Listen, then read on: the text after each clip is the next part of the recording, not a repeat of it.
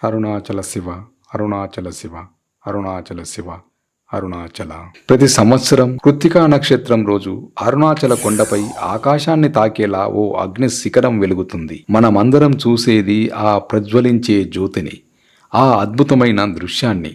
కానీ ఆ జ్యోతి వెనక ఉన్న అసలు కథ మనలో ఎంతమందికి తెలుసు?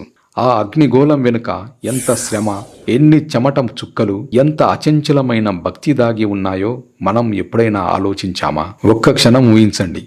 కటిక చీకటి, రాళ్ళు, ముళ్లతో నిండిన కొండదారి, అడుగు జారితే అంతే 2000 అడుగుల లోయ. అలాంటి ప్రమాదకరమైన దారిలో 1000 కిలోల బరువును మోస్తూ కేవలం ఒక్క రాత్రిలో కొండ శిఖరానికి సామాగ్రిని చేర్చేది ఎవరు? వాళ్ళేమైనా దేవతలా, లేక గంధర్వులా?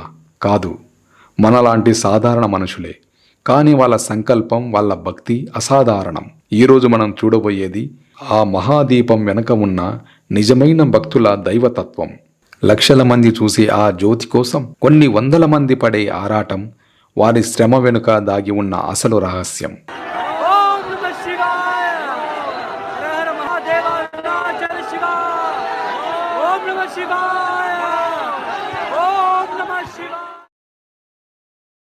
అరుణాచల మహాదీపం అంటే అదేదో చిన్న కార్యక్రమం కాదు, అదొక మహాయజ్ఞం.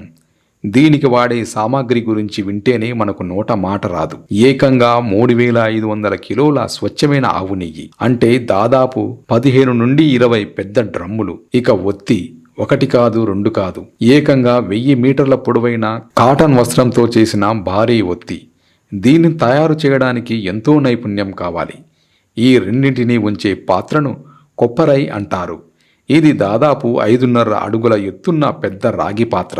దీని బరువే 100 కిలోలు ఉంటుంది. ఈ కొప్పరైని ప్రతి సంవత్సరం బాగుచేసి శుభ్రపరిచి కొండపైకి తీసుకెళ్తారు.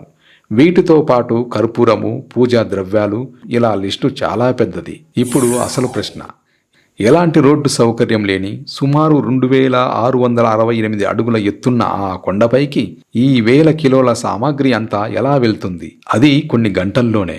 ఈ అసాధ్యమైన పనిని ఎవరు పూర్తి చేస్తారు?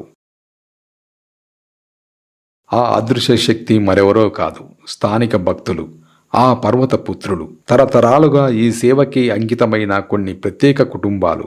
వాళ్ళను జ్యోతినాడర్ లేదా దీపనాడర్ వంశస్థులుగా పిలుస్తారు. వాళ్ళకిది పని కాదు, తరతరాలుగా వస్తున్న పవిత్రమైన బాధ్యత. స్వామికి వాళ్ళు చేసే సేవ. దీపం వెలిగించే రోజు మధ్యాహ్నం నుంచే ఈ మహాయజ్ఞం మొదలవుతుంది. 100 మంది వాలంటీర్లు ఒకచోట చేరుతారు. నెయ్యి డ్రమ్ములను, ఇతర సామాగ్రిని తలకెత్తు